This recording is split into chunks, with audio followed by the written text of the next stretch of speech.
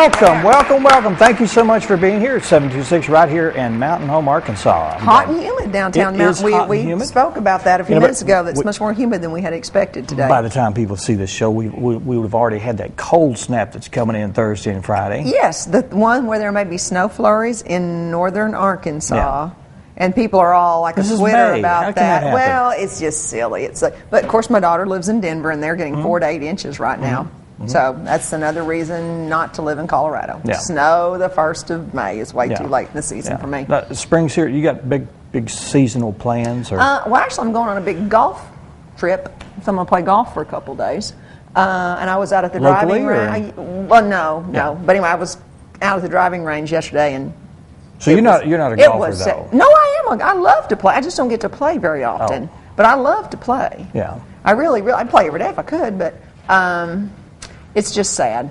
It really is sad. But anyway, I was practicing. I was out the driving range. Your performance is sad? Well, yeah. Chris, she came with me to critique my swing, and I've got a hook. A serious hook. A hook. Yeah, I have a hook. How do you solve the hook problem? Rick's going to help me. Chris's husband. I'm going to go over there after the show tonight, and Rick's going to give me some pointers. Okay. Because, and when I try to correct my hook, I slice. So, which is going the other direction. Yeah, right. Slice is right, hook is left. Well, you should just be able to compensate for both of those. I got down the middle. Yeah. But that was really all. But no, those are my only big plans, I guess. In June, of course, I'll go to Philadelphia and see my niece graduate. Everybody knows you're a teacher, so you're off during the summer. Yeah, so I'm done. I've got finals, 2 finals tomorrow, 1 final Monday, and 1 final Tuesday, and I'm done for the summer. So, but my only trip I have planned is the one to Philadelphia. Oh, so you'll be here. Yeah. Mm-hmm. Good. So, yeah, Kathy and I are going to take off and make a trip out of it and watch Lindsay graduate and do a few fun girl things while we're gone. That's no running events? I've got a half marathon next weekend, and I don't have anything else on the thing. Mother's Day weekend, Chris and I are doing a half in Springfield. So what are you doing? While I'm running and golfing and traveling, what are you doing? Well, we're doing a lot of things with the Arts Council in Harrison, and also trying to get more events to come into the. Are you still the president of the board? Yes. Okay. That's fun. Yeah.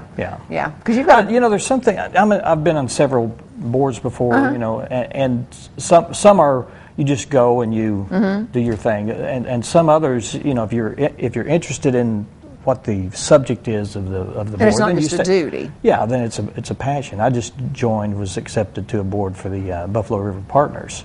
Oh, how wonderful! Yeah, that's so good. There's going to be some cleanup, and we'll take a canoe. And I love to hike and love to do that. So that's near and dear. That's what I say. Those things are near and dear to your heart. So you put some passion in those. And I think my focus is to get the word out more, since I'm more or less in the media. I don't get enough. I don't hear enough information from that organization, so I'm going to try to turn that around. Oh, okay. Now, what's it called? Buffalo River Partners? Buffalo River Partners, yeah. Okay, so what is it? Is it businesses and the community working to keep the river clean? Is this that thing that keeps going around Facebook about dumping stuff in the river and we need to stop it? Oh, about the pig farms? Yeah. That's a big concern of theirs. Anything that has anything to do with polluting the river or damaging the river or, rerouting the river. Okay. That kind of thing, trying to keep it pristine. And the government's gone through a lot of financial cuts, and the Park Service is one of the first ones to be cut. So they've been cut 40%, and there's not a lot of manpower there anymore to clean up. Yeah, to keep, and they are forced to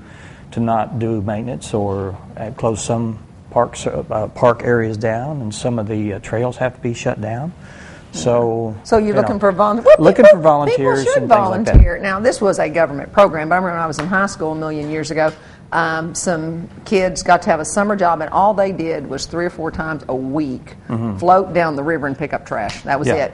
They the Park Service put them in canoes, floated them down the river, and they came back with their trash bags. That's actually coming up. The organization that I'm in, it managed the upper, middle, and lower Buffalo River, and they'll be scheduling 3 separate cleanup projects through the summer.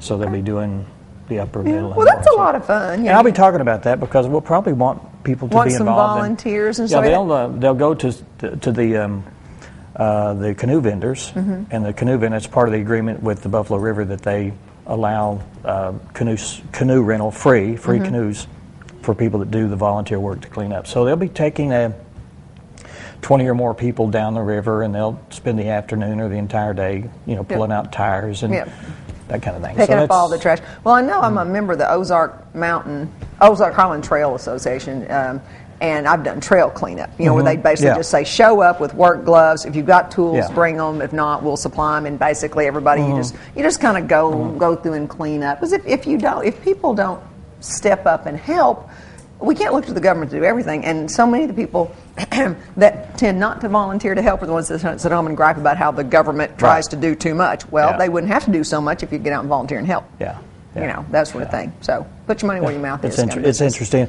It is. Well, good for you, the meetings I've been in, it's interesting to see how the government works with other organizations. And most people don't like the government because they get their fingers in too many things and they have too many rules and regulations. And just clearing a 30 or 40 foot path area can be a nightmare to get done. Nightmare it can be a three or 4 month process. Instead of saying, well, just go do that, or thank you for cleaning that up. They'll say, well, did you have the proper permits? And it's like, no, I just went out there and cleaned that brush up myself. A lot of it is the archaeological. You have to be careful. Yeah, you have to be careful. You can't remove a rock because it might disturb some arrowheads or whatever. One time, once again, a million years ago, it seems like, there was a guy when I used to work down at the park, the little restaurant down there at Buffalo Point, and there was a guy that he'd killed a snake, copperhead or something, that was in his campsite. Well, then he foolishly took it up and turned it into the ranger station to tell them that there were snakes in the campground. And of course, he got in all kinds of trouble for killing a snake on federal property. And he's like, I've got kids. It was in my campsite. And we just thought, oh, good grief, that is just, it might not have been a copperhead. It might have been something worse. But he took it up there to show the rangers, and we were like, oh, dear, dear, don't do that. Well, there's a lot of that. We don't realize what we have here, and I've always loved the Buffalo River. That's one of the reasons I live in this area. So, well, you live south of town down that direction too. Live around Dog Patch, Arkansas, where I live. Yeah, kids don't know what Dog Patch is anymore, but I've spent many, many, many happy hours on the Buffalo River. Lots of good times on the Buffalo River. I may be calling you to volunteer sometime. Well, please do. I would be thrilled to help. Yeah. I would be thrilled to help. I love to do stuff like that. I do a lot of hiking and things like that, a lot of camping. You put me on the list. Because like I said, I'm a member of the Ozark Highlands Trail Association, lifetime member, so been in that for years. Good. I told you, I'm a volunteer, Daniel. You are. I am a volunteer. I'm always one of those people who said, what can I do to help? And then next thing you know, there you are. You're helping. They tell you, and you're helping. Well, let's get this show on the road. We've got a pretty good lineup of guests, local guests today. And would you like to? Pretty good. Let's be a little bit better. We got a great. There you go. Oh, okay. Yeah, we have a very, very special lineup of guests. You start at the top, and I'll take it over. We have Mark Shaner and Jody Owens. They're going to be here to talk about Move It for Diabetes. It's a 5K run. A 5K run, and since you are diabetic, we can get all passionate about this one too. That sort of thing. And then Steve Esposito is here with the 19th Annual Parade of Homes. Okay, and then Monica Springfield, Emily Krause, Cameron Ross is here from the Cotter Quiz Bowl, and they were talking about their national tournament. Yeah, they're on their way to the national tournament. They've already gone through state and regional competitions, and so we'll get to hear about what Quiz Bowl is and what they're up to. Good thing. And then we have Scott Callies and Travis Alexander, fundraiser for the Mountain Home. Does that say Flyers?